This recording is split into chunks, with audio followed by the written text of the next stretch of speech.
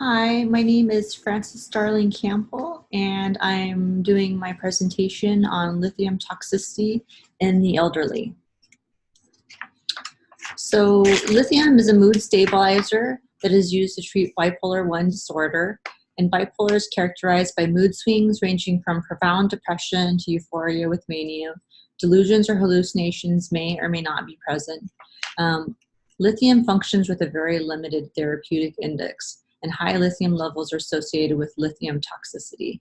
Signs of toxicity include nausea, vomiting, diarrhea, tremors, altered level of consciousness, and even death.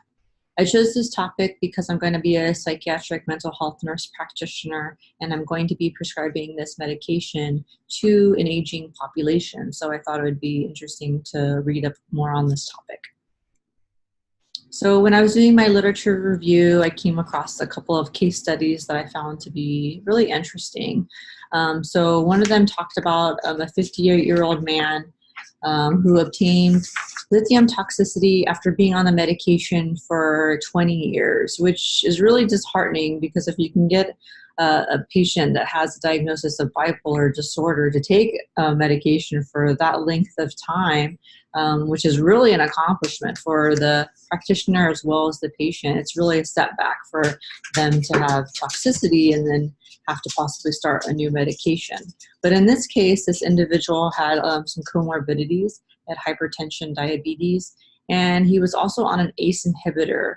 And ACE inhibitors are one of those medications that are kind of known to increase lithium levels and lead to lithium toxicity. So nurse practitioners really have to start thinking about their aging population. Like even if they've been doing really well on a medication, start thinking about how these medications are going to affect that person as they get older and gain more comorbidities.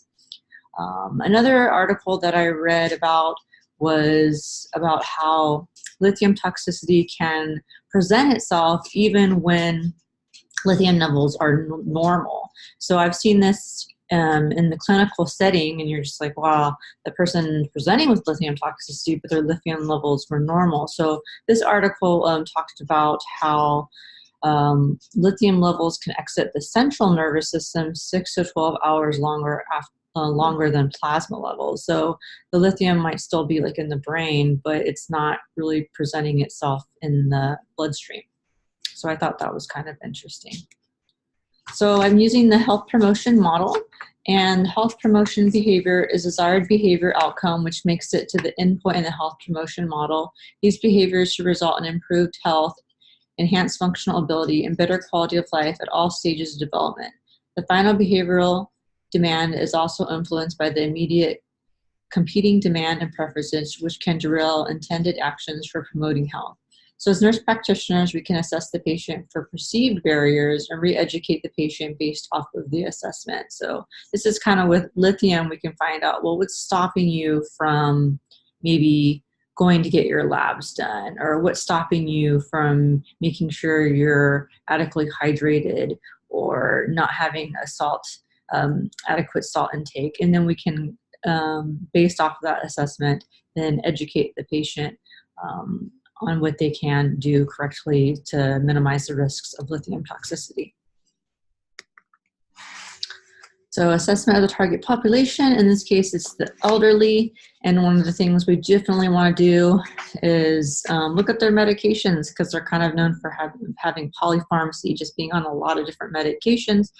And some of those medications that can increase lithium levels are like thiazide diuretics. And thiazide diuretics, from what we learned from our pathophysiology class, is the first line treatment for hypertension.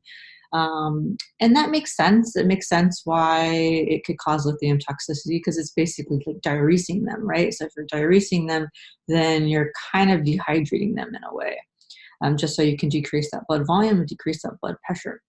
Another medication that kind of caused some lithium toxicity was the ACE inhibitors. But interesting with ACE inhibitors, it was mostly like dose dependent. So the higher dose they were on, the more likely that they were obtain lithium toxicity. And this is still, within the elderly. And then angiotensin II receptor antagonists. Very minimal, so it rarely happened that people would have lithium toxicity, but when it did happen, it happened in the elderly. So sodium restricted diets. So perhaps the elderly, they have hypertension, they're trying to be healthy, so they're limiting their salt. But by limiting their salt, they're increasing their chances of having lithium toxicity. Dehydration, it's the most common electrolyte imbalance for the elderly. Their thirst sensation decreases as they get older. They might not be hydrating because of incontinence, or they might be hydrating with coffee. I know my grandma likes to drink coffee all day long, and so do I. So I'll probably be one of those people as I get older. And coffee is a diuretic. It's going to make you urinate and going to make you dehydrated. Comorbidities, so people who had like congestive heart failure, hypertension, diabetes, the more comorbidities somebody has, the more likely they're going to have lithium toxicity, and also because they're going to be on more medication, so more medication reactions.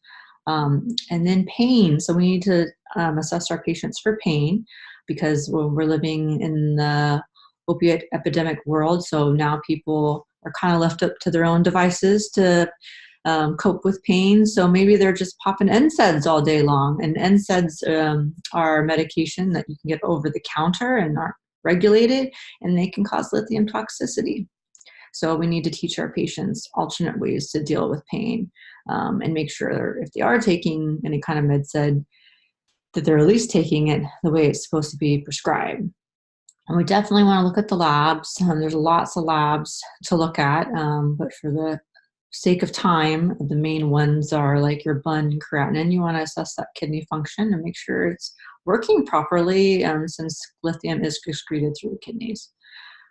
Definitely want to check lithium levels, and you'd want to do that like initially, like after you first start treatment, like 2 to 3 days until that medication is like stable, and then every 1 to 3 months. Also want to check electrolytes. And like I said before, sodium has to be maintained. And then you just want to look at the overall dose for the elderly. So maybe when they were younger, they needed to be at the heightened portion of lithium, but maybe you could titrate it down. And some of the literature actually said that, let's say they have to stay on that thiazide diuretic, the benefits outweigh the cost. They've determined that's what they would definitely want to do. Then you definitely want to decrease the lithium, if not start a whole other mood stabilizer. And the literature recommends decreasing it by 25 to 50%. So let's say you have a patient who's on 300 milligrams TID, then you can try and be conservative and change that to 150 milligrams TID, just so that you're decreasing the chances of lithium toxicity, and hopefully still maintaining their symptoms of bipolar. So goals and objectives. So elderly patients are at a greater risk for developing lithium toxicity. APN assesses the patient's medications, comorbidities, diet, fluid intake, methods to cope with pain, labs, and presenting symptoms, which I just discussed. The goal for APN is to prescribe a medication that helps decrease ill effects from mental illness while assessing their patient for adverse side effects. And the objective is to return to baseline for our clients. So you want them to be able to function at their optimal level without having any adverse side effects. So strategies to meet the objectives are, you want to get baseline labs, assess medications, diet, comorbidities, give verbal and written instructions on signs of lithium toxicity and the importance of adhering to lab jobs. Key persons may include family and friends, because those are sometimes the people that are really going to start to notice like a decline in the individual. They themselves might not notice that they're declining, whether it's mentally or physically. Your psychiatric nurse practitioner, because they're probably going to be the one that's prescribing you that lithium, and also your family nurse practitioner, because they're going to be prescribing those medications for those comorbidities. So evaluation. So I would like to do a lot of like verbal return demonstration, ask the patient if they need to follow up with labs and why, so you can see if they understand the importance of adhering to lab draws.